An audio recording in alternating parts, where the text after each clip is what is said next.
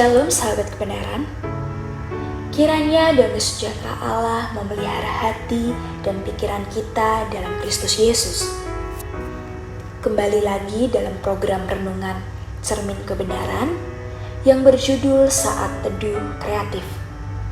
Dari bacaan Alkitab, Daniel 6 ayat yang ke-5 sampai yang ke-14.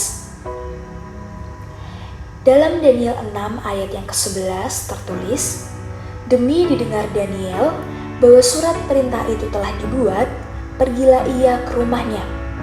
Dalam kamar atasnya ada tingkap-tingkap yang terbuka ke arah Yerusalem. 3 kali sehari ia berlutut, berdoa serta memuji Allahnya seperti yang biasa dilakukannya. Sahabat kebenaran, Joe Kennedy adalah salah satu pelatih di Bremerton High School di negara bagian Washington.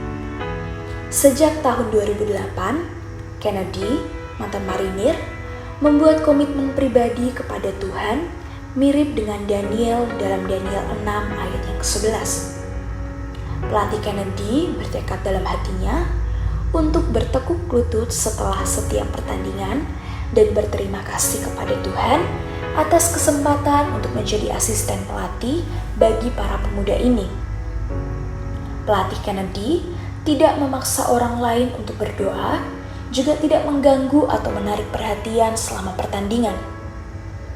Ada beberapa orang tertentu yang datang dengan persetujuan hukum menangkap pelatih Kennedy yang sedang berdoa di hadapan Tuhannya.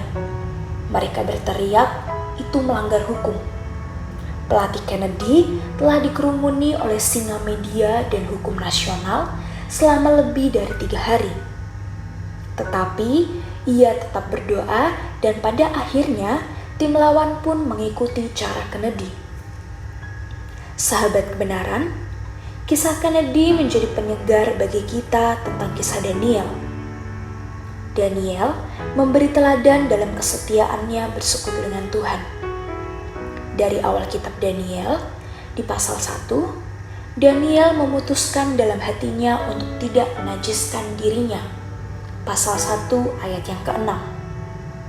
Sejak awal, dalam situasi apapun Daniel berada, dia bertujuan di dalam hatinya untuk menghormati Tuhan di atas segalanya. Ia selalu memberi waktu khusus 3 kali sehari untuk berdoa di ruang atas rumahnya. Daniel selalu rindu berbincang dengan Tuhan dan mendengarkan suaranya.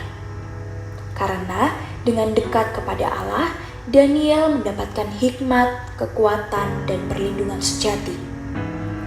Dia tetap mempertahankan kebiasaannya yang saleh dan kepercayaannya seperti yang biasa dilakukannya di tengah-tengah suatu keadaan yang sangat sulit. Sahabat kebenaran, saudara yang terkasih, jika padatnya aktivitas menyita banyak waktu, apakah kemudian itu menjadi alasan bagi kita untuk tidak bersaat teduh sama sekali? Justru sebaliknya, kita harus menemukan cara untuk selalu berkomunikasi dengan Allah. Misalnya, mendengarkan renungan ketika dalam perjalanan, berbicara dengan Tuhan ketika sedang memasak, berdoa ketika menunggu mesin cuci selesai bekerja. Itulah yang disebut dengan saat teduh kreatif.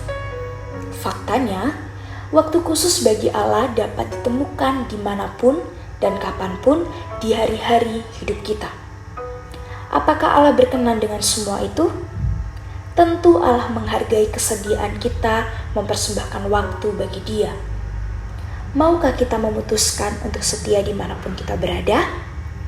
Marilah temukan cara-cara kreatif untuk terus terkoneksi dengan Tuhan.